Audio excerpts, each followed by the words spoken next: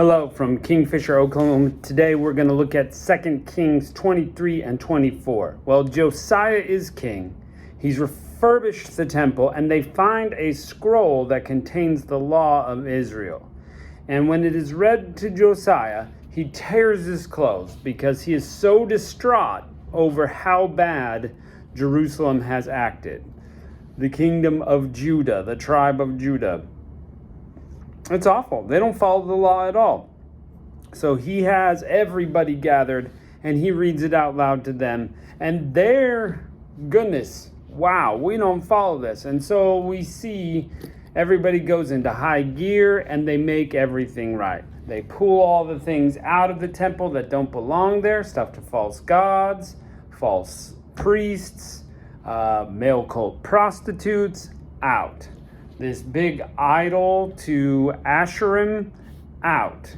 They destroy all the high places everywhere, and they try to set everything right. And the Passover is celebrated, which hadn't been celebrated for quite some time. So everything seems to be going well there. And then at the end of Josiah's life, he actually goes up to battle against the king of Egypt, and he's slain, and that's it for Josiah. And if you needed any proof that Ecclesiastes is true, Ecclesiastes, to sum it up, and we'll get there eventually, but this one section is talking about how you can work your whole life, you can do all these things, you can build up all of your works, and then you have to hand them over to your kids, and you don't know what's going to happen from there. You don't know what they're going to do with it. And many of us have seen this in family situations where a family business has been great.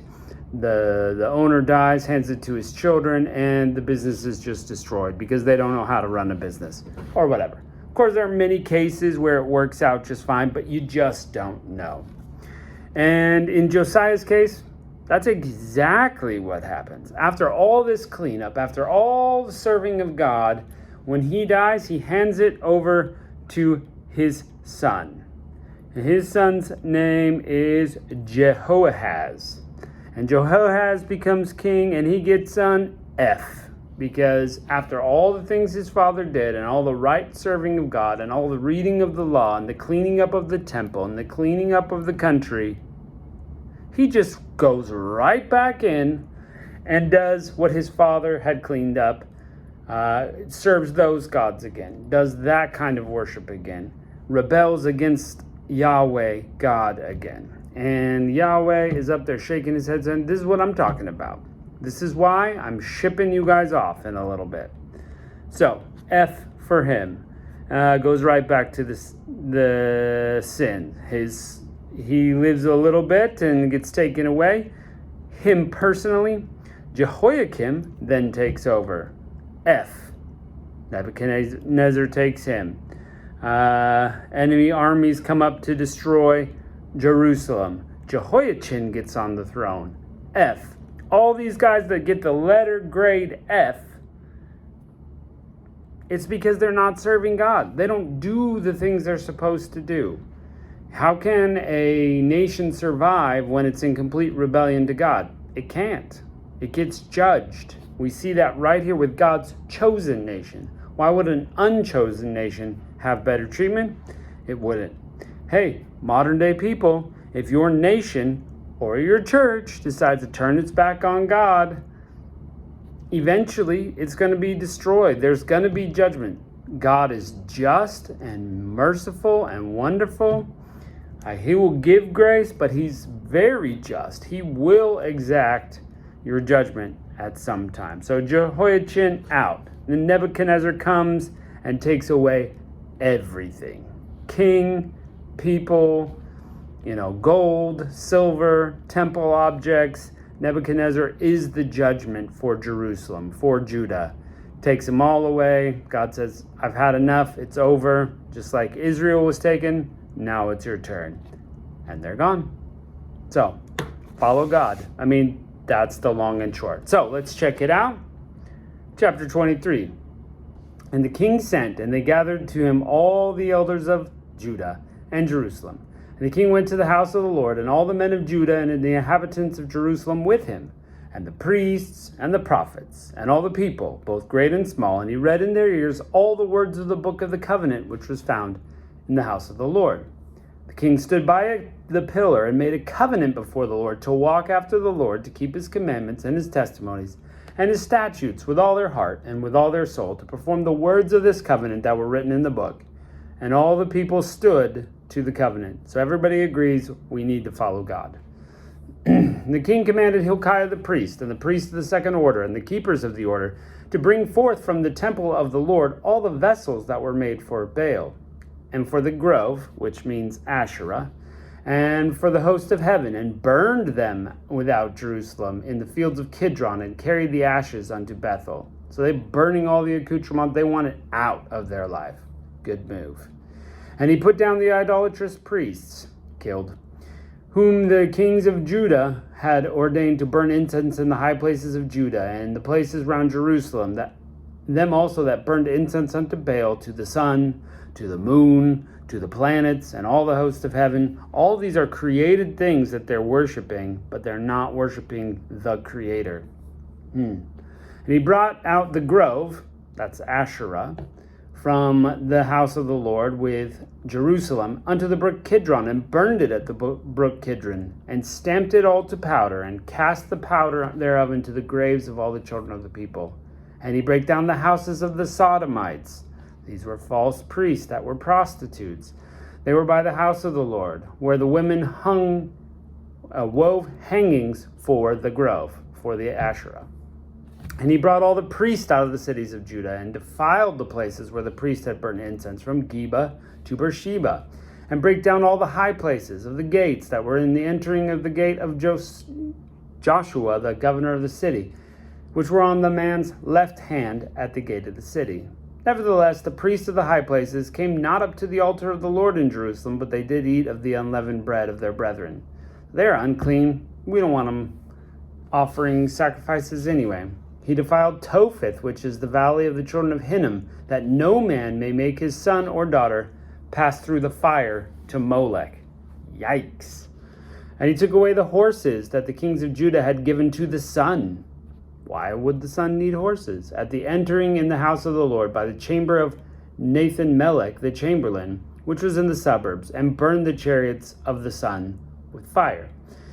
And the altars were on top of the chamber of Ahaz, which the kings of Judah had made, and the altars which Manasseh had made in the two courts of the house of the Lord. The king did beat down and break them down from hence, and cast the dust of them to the brook Kidron. He is cleaning house. And the high places that were before Jerusalem, which were on the right hand of the mountain of corruption, which Solomon the king of Israel had builded for Ashtoreth, the abomination of the Zidonians, and for Chemosh, the abomination of the Moabites, and for Milcom, the abomination of the children of Ammon, did the king defile. He's thorough. And he brake in pieces the images, and cut down the groves, Asherah, and filled their places with the bones of men. Moreover, the altar that was at Bethel, the high place which Jeroboam the son of Nebat, who made Israel sin, had made, both the altar and the high place he brake down, and burned the high place, and stamped it into small powder, and burned the grove. It was up a long time. Israel and Judah were serving false gods a long time. And as Josiah turned himself, he spied sepulchres that were there in the mount, and sent and took the bones out of the sepulchres, and burned them upon the altar, polluting it, according to the word of the Lord which the man of God proclaimed, who proclaimed these words. Then he said, "What title is this that I see?" And all the men of the city told him, "This is the sepulchre of the man of God who came from Judah, and proclaimed that thou hast done all these things against the altar of Bethel." So there's the prophet who prophesied that you would be doing all this burning. He said, "Let him alone. Let no man move his bones." So they let his bones alone, and the bones of the prophet that came out of Samaria. And all the houses of all the high places that were in the cities of Samaria, which the kings of Israel had made to provoke the Lord to anger, Josiah took away, and did to them according to all the acts he had done in Bethel. And he slew the priests of the high places that were there upon the altars, and burned men's bones upon them, and returned to Jerusalem. The king commanded all the people, saying, "Keep the Passover unto the Lord your God, as it is written in the book of this covenant." So first time Passover in a long time. They've just been not following God at all. Surely there was not holden such a Passover from the days of the judges that judged Israel, nor in all the days of the kings of Israel, nor the kings of Judah. But in the 18th year of King Josiah, wherein the Passover was holden to the Lord in Jerusalem. Moreover, the workers with familiar spirits and wizards and images and the idols and the abominations that were spied in the land of Judah and in Jerusalem did Josiah put away. So spiritists, palm readers, tarot cards, those kind of things, people who can tell the future, all of them are out.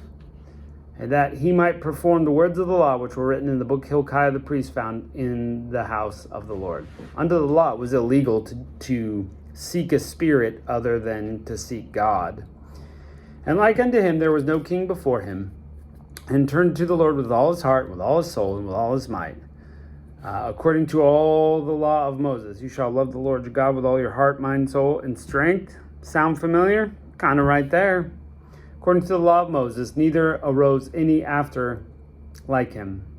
Notwithstanding, the Lord turned not from the fierceness of his great wrath, wherewith his anger was kindled against Judah, because of all the provocations that Manasseh had provoked him withal. So, he's just kind of giving grace for now, but he hasn't changed his mind. The Lord said, I will remove Judah out of my sight also, as I have removed Israel, and will cast off this city, Jerusalem, which I have chosen, and the house which I have said, my name shall be there. So he said, Jerusalem, sorry, you're out. The temple, you're also out. I said I'm going to put my name there, but you guys didn't follow me. Now the rest of the acts of Josiah and all he did, are they not written in the book of the Chronicles of the kings of Judah? And in his days, Pharaoh Necho, king of Egypt, went up against the king of Assyria at the river Euphrates. King Josiah went against him, and he slew him at Megiddo when he had seen him. Servants carried him back in the chariot dead from Megiddo, and brought him to Jerusalem, and buried him in his own sepulchre. And the people of the land took Jehoahaz, the son of Josiah, and appointed him and made him king in his father's stead. So, great King Josiah, A+, definitely an A+. He's getting rid of all the things. Now he's dead. His son's going to take over. Jehoahaz was 23 years when he began to reign, and he reigned 3 months in Jerusalem. And his mother's name was Hamutal, the daughter of Jeremiah of Libnah. He did evil which was in the sight of the Lord, according to all his fathers had done. And Pharaoh Necho put him in bands at Riblah, in the land of Hamath, where he might not reign in Jerusalem. Put the land to tribute of 100 talents of silver and a talent of gold. Pharaoh Necho made Eliakim, the son of Josiah, king in the room of Josiah his father, and turned his name to Jehoiakim, and took Jehoahaz away, and he came to Egypt and died there. Jehoiakim gave the silver and the gold to Pharaoh, but he taxed the land to give money according to the commandment of Pharaoh. He exacted the silver and gold of the people of the land, of everyone according to his taxation, and gave it to Pharaoh Necho. They have to resort to bribing because God's not going to help them. They don't serve him. Jehoiakim was 25 years old when he began to reign, and reigned 11 years in Jerusalem. His mother's name was Zebudah, the daughter of Pedaiah of Rumah. And he did which was evil in the sight of the Lord, according to all his fathers had done. At this point, it's not a surprise that they don't do anything but evil. Oof. Chapter 24. In the days Nebuchadnezzar, king of Babylon, came up, and Jehoiakim became his servant 3 years, and he turned and rebelled against him. The Lord sent against him bands of the Chaldees, bands of the Syrians, and bands of the Moabites, and bands of the children of Ammon, and sent them against Judah to destroy it, according to the word of the Lord which he spake by his servants the prophets. Surely the commandment of the Lord came this upon Judah, to remove them out of his sight, for the sins of Manasseh, according all he did. And also according to the innocent blood that he shed, and he filled Jerusalem with innocent blood, which the Lord would not pardon. Now the rest of the acts of Jehoiakim and all that he did, are they not written in the book of the Chronicles of the kings of Judah? So Jehoiakim slept with his fathers, and Jehoiachin his son reigned in his stead. The king of Egypt came not again any more out of his land, for the king of Babylon had taken the river Egypt, unto the river Euphrates, all that pertained to the king of Egypt. Yep, Babylon's taking over. Jehoiachin was 18 years old when he began to reign, and he reigned in Jerusalem 3 months. The name of his mother was Nehushta, the daughter of Elnathan of Jerusalem. And he did what was evil in the sight of the Lord, according to all his father had done. And at that time the servants of Nebuchadnezzar, king of Babylon, came up against Jerusalem, and the city was besieged. Here we go. Nebuchadnezzar, king of Babylon, came against the city, and his servants did besiege it. Jehoiakim, the king of Judah, went out to the king of Babylon and said, he and his mothers and servants and his princes and his officers and the king of Babylon took him in the 8th year of his reign, carried out thence all the treasures of the house of the Lord and the treasures of the king's house, cut in pieces all the vessels of gold which Solomon, king of Israel, had made in the temple of the Lord, as the Lord had said. And he carried away all Jerusalem, all the princes, all the mighty men of valor, even 10,000 captives, and all the craftsmen and smiths. None remained, save the poorest sort of the people of the land. And he carried away Jehoiachin to Babylon, and his king's mother, and the king's wives, and his officers, and the mighty of the land. Those carried he to captivity from Jerusalem to Babylon, God's judgment. And all the men of might, even 7,000, and craftsmen and smiths 1,000, all that were strong and apt for war, even the king of Babylon brought them captive to Babylon. He's just bringing the people who are beneficial. Just leave the poor people; they'll manage. But let's take all these skilled people.